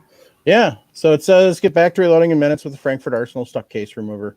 No need to disassemble your press or break out your other tools. Simply insert the device into the shell holder, clamp down on the case, and activate the press lever to quickly and efficiently separate the case from the die. Once the case is free, remove the tool and continue to reload. Interesting. So, Mike, That- you've actually been. Sorry, Jim. Sorry. It snaps into the ram, and then you just put a hell of a good clamp on the rim of the case that isn't going to strip right off. So you've actually put pressure on the damaged rim. Yep, snaps right into the ram. That's a hell of a tool right there. But how do you get the shell? How do you get the shell holder off the stuck case in the first place? Well, it already is off of it. When you pull the case down, you remember the other day, or a few months ago, you had a case stuck in a die. Well, what happens is the edges of the shell holder give, not to give. They strip off the edge of the case. It gives, and then you put this new little mini vise, snap it into the ram, open it up, put it up onto the case, and just use that Allen wrench to spin that down, and it actually puts a physical pressure on the rim of the case, and it would pull right out. And there's no need for drilling and tapping. $32.99 looks like it'd be interesting. So,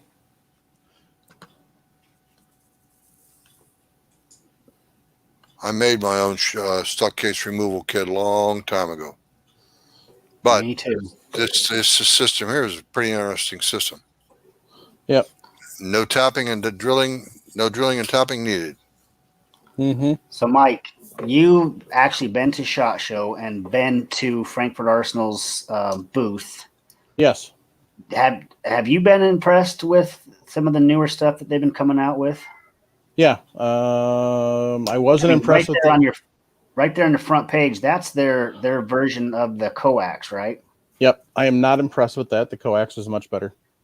That's basically what makes you not impressed with that press? Is it the fact that you got to buy those special nuts that go on your die? Well, it's basically a similar version of the coax. It's doesn't seem like it's made as well looking at it. You know, obviously I didn't have a coax side by side, but it doesn't look like it's made as well. And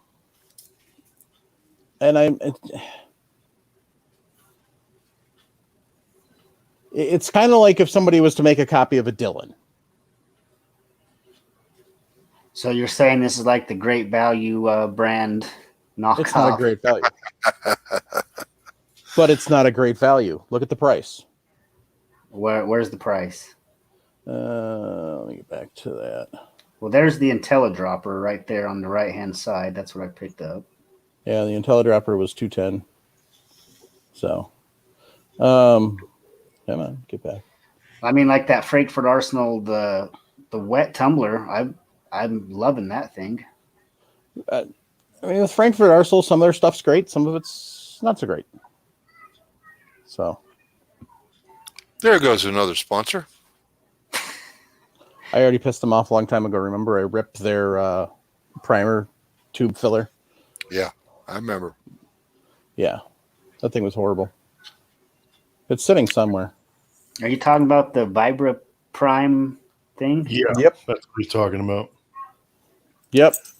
I actually got mine to work pretty good. It's something you have to fiddle with. It So their doesn't just come out of MSRP, the package working right. right? Yeah. So Two, they want $270.99. Oh, okay.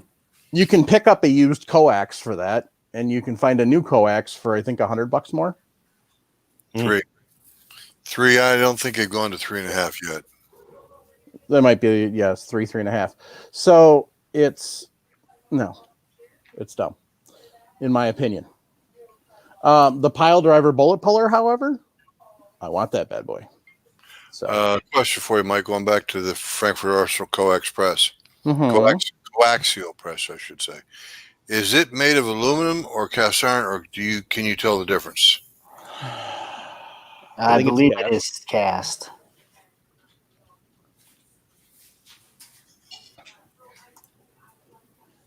If I remember correctly, it is cast. I'm pretty sure it's cast. I've seen some videos on it, and I'm 99% sure it's cast. All right, Travis. Thank you. So The one thing I didn't like was you did have to get those. You can look right there on your die. You have to buy those special nuts that go on your die.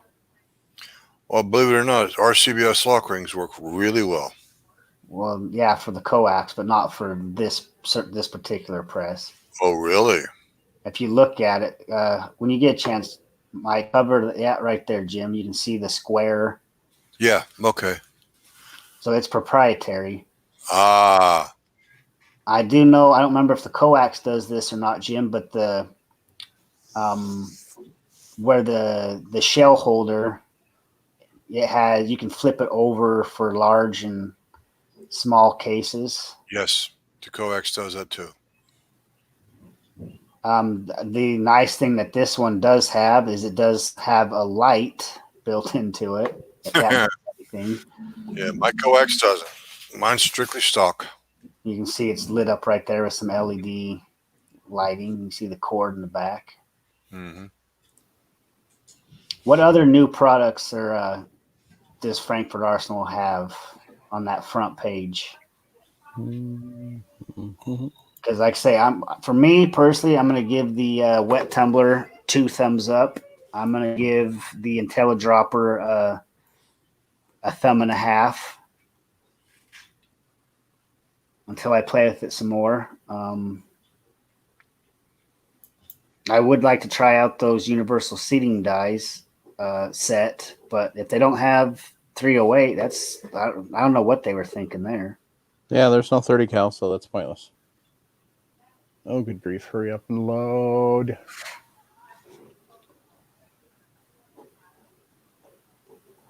So Nighthawk 6 says pile driver bullet puller is a POS. Had to, both broke at the upper hinge.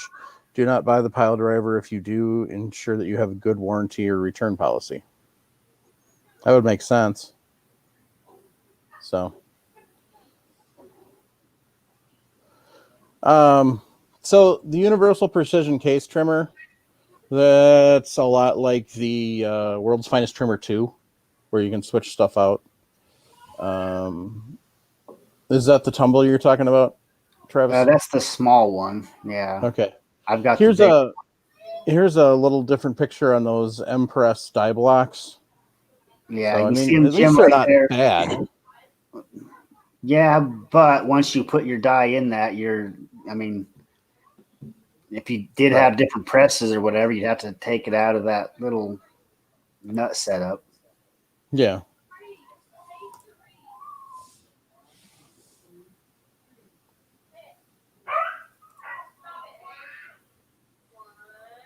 Now, I have heard good things about that trimmer on the left. Facebook user says that the 30 caliber seating plunger is inside the die when it's shipped. But they don't list it as coming with it at all. So. Okay, yeah, that one right there on the left, that's the one that I've got right there. Okay. And I'm actually Idaho Rogers let me borrow his, so that's actually his that I have. And then I know Jason also has the media separator, the new one. So I've also got Idaho Rogers' new media separator, and I do like that also. Enough so that just yesterday I messaged Idaho Rogers and said, hey, when you do want this back, I'm not going to give it back to you. I'm just going to have to buy you a brand new setup because I don't want to give it back. But yeah, that wet tumbler, that what you just clicked on, you can get different screens and stuff to go inside of it.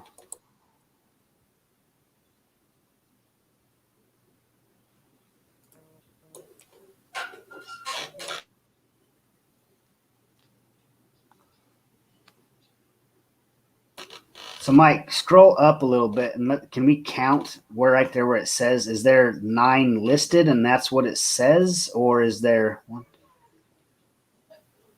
So there's 8 right there in the tray. Yeah.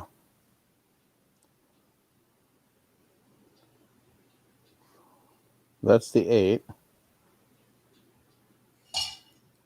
Yeah, that's a bad move if they actually include the 308, but they don't list it. Yeah, no kidding.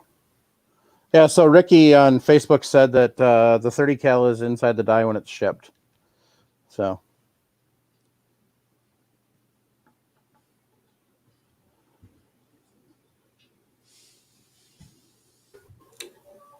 A lot of reloaders are budget oriented, and I think for $100, this kit right here would be a good setup. Yeah, I'm honestly looking at it, and it depending on if it does straight, then it might be worth it. So never thought of that, but yeah, it's actually true, Paul. There you go. That is epic there, Paul. Said Paul Loud said the Frankfurt Arsenal Rotary Tumbler, aka FART. Unfortunate acronym, but great product. So yeah, I think it's pretty kind of poor that they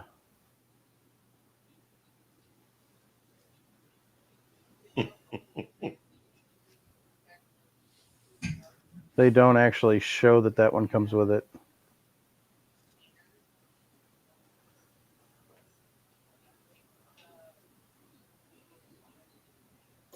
Hunt Shoot Off Road is correct, isn't he?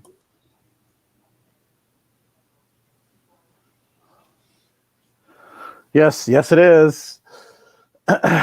So. Well, like I said, in the past, I don't think Frankfurt Arsenal was on my list of people to look at, but lately I think they've stepped up. Yeah, they're definitely getting better. So. Yep.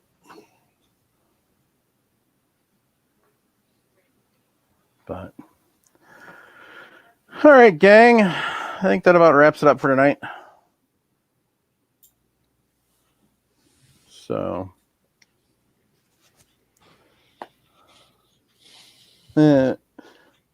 Anyway. I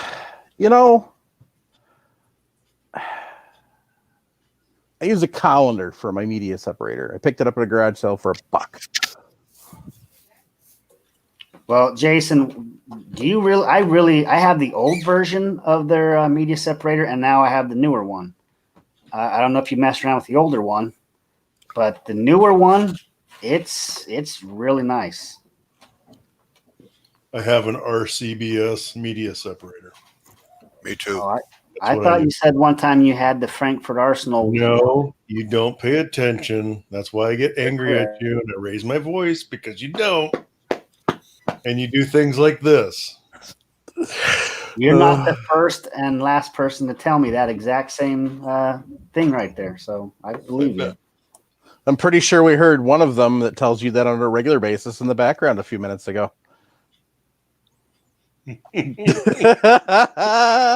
Oh, look, Idaho Rogers joined us right after you said you were keeping his stuff. Right after we started talking about your stuff, Idaho Rogers. Oh, man. So Idaho Rogers, USMC, Travis said he's not giving you back any of your stuff. Just thought you'd tell that now. He likes it all. Yeah, I really do. I need to do a video on it at some point because I think I've got it kind of dialed in. And actually, we should have talked about this before, but Acura Outdoors, he's actually putting out some really nice, high quality YouTube videos, and he just did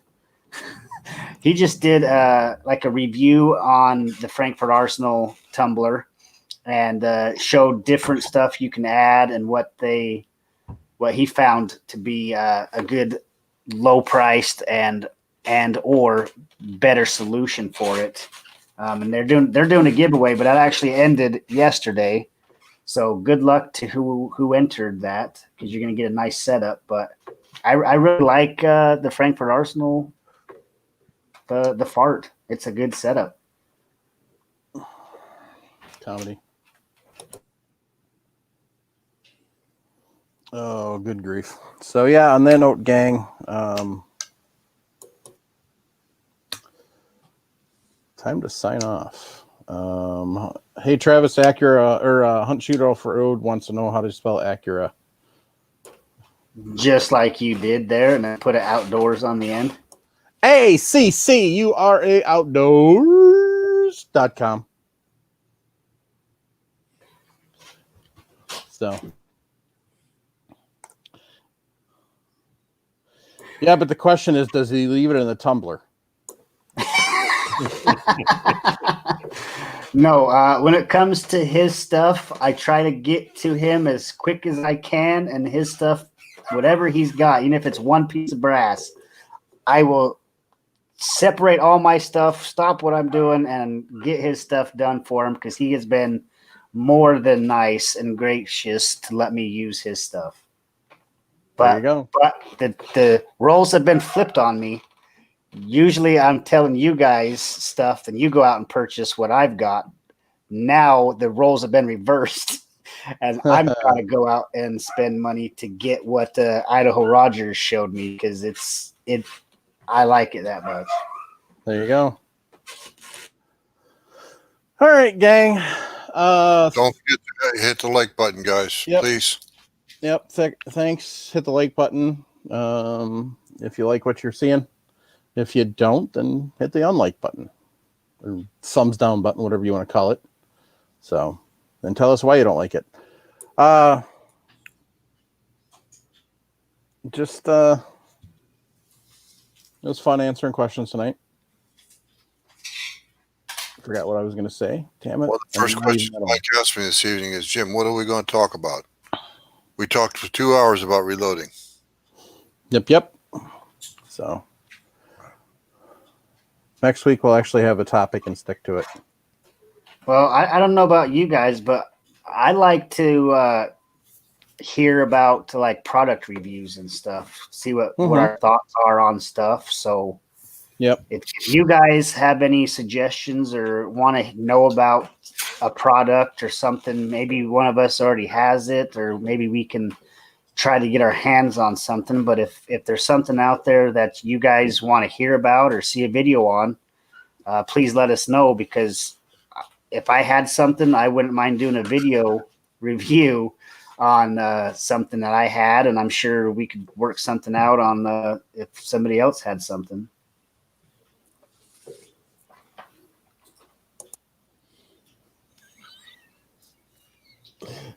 Here you go, Mark. Here's a close-up of my fat head. Make sure you highlight Jason's comment about thumbs down. Yep. Hey, Jason. Do you remember when Dick Cheney and his friend went bird shooting? Yeah. I can't wait till we go shoot some pheasants, bud.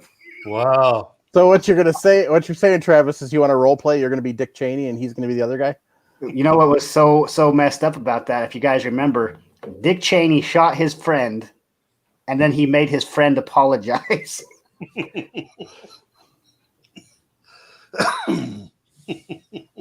So what we need to do, Jace, is we need to find out that guy's name, and then the next podcast, one of us could be Dick Cheney, and the other one could be the friend that got shot.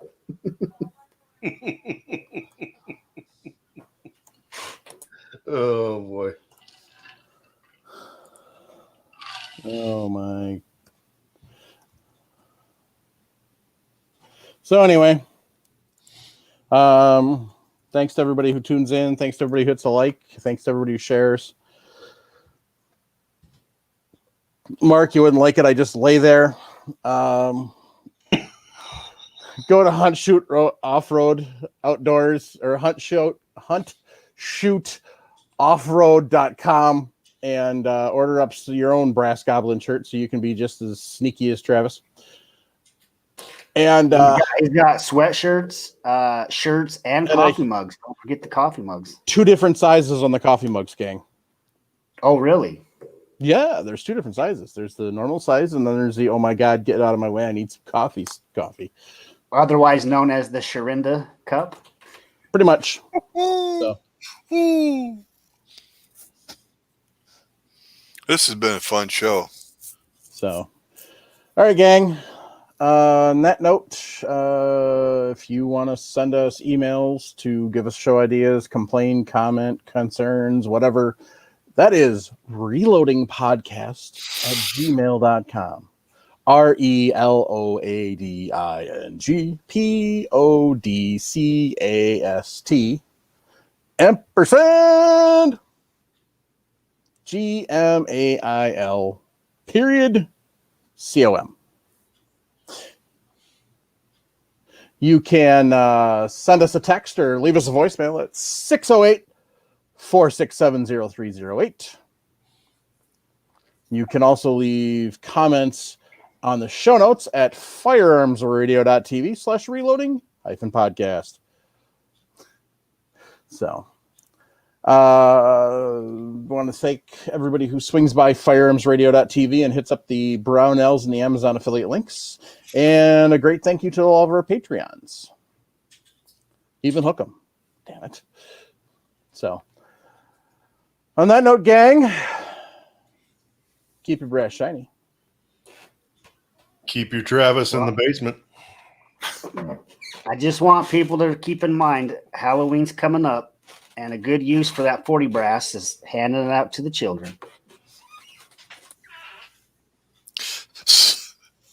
I can't do it. I can't do it. Support the Second Amendment. Take somebody shooting. Take somebody shooting. Support the Second Amendment. Do whatever it takes. Join an organization. GOA, SAF, NRA, whatever your flavor you want. Support the Second Amendment. And Greg Wyatt, that was what was the name of the coffee? I'll have to look that up, Greg. I'll put it in the show notes. That old timer setting in. Crap. Dang it. I know the bag I have powder upstairs is black powder, but I don't remember the company. It's Jared Melman's brother-in-law and sister. Yeah, out of Idaho. So, yep, it's good stuff. Contact Jared Melman, and he'll be able to set you right up. Yep. All right, gang. On that note, good night. Good night.